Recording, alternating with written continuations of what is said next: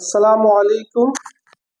আজকে আমি তোমাদেরকে প্রেজেন্ট ইনডিফিনিট সম্পর্কে আলোচনা করব।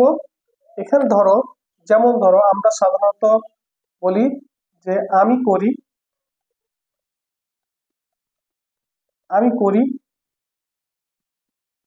যেমন আই ডু, আমরা করি উই ডু, তুমি করো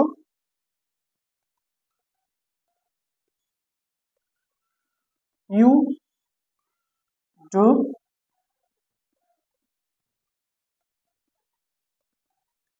সে করে হি ডাজ।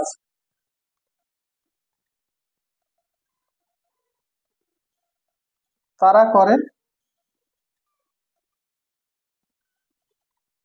They do. সে করে সরি করিম করে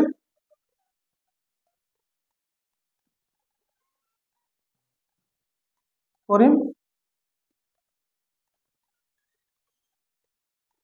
করিম ডাজ।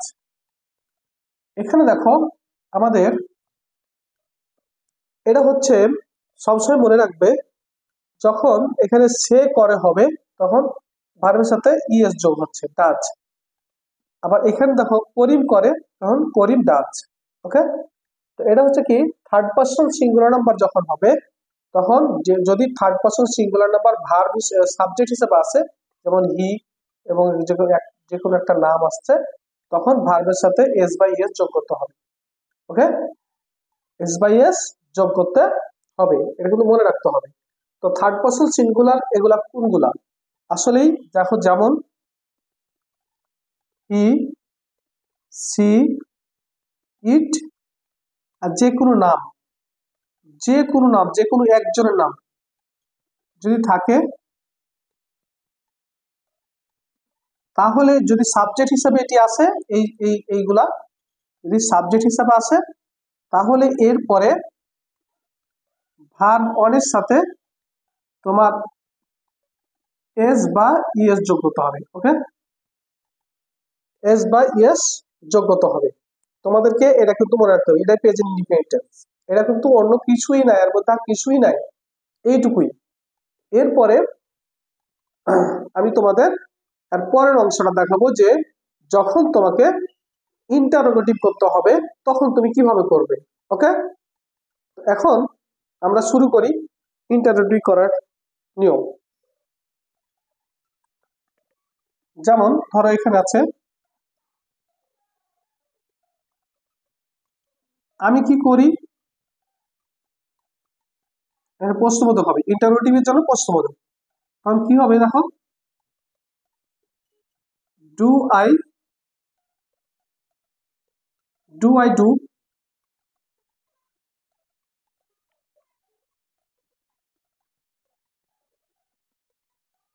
আমরা কি করি,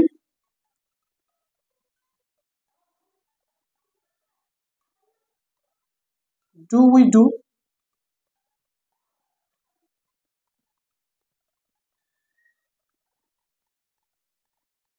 তুমি কি করো,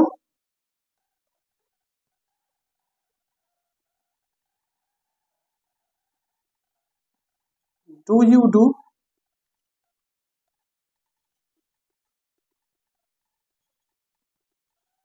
সে কি করে,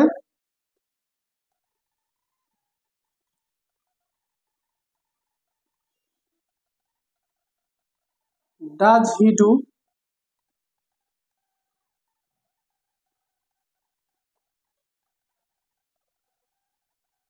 করিম কি করে,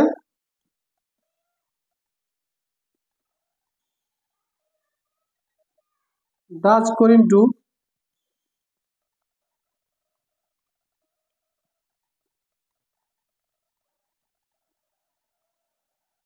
তারা কি করে, ডু দে ডু।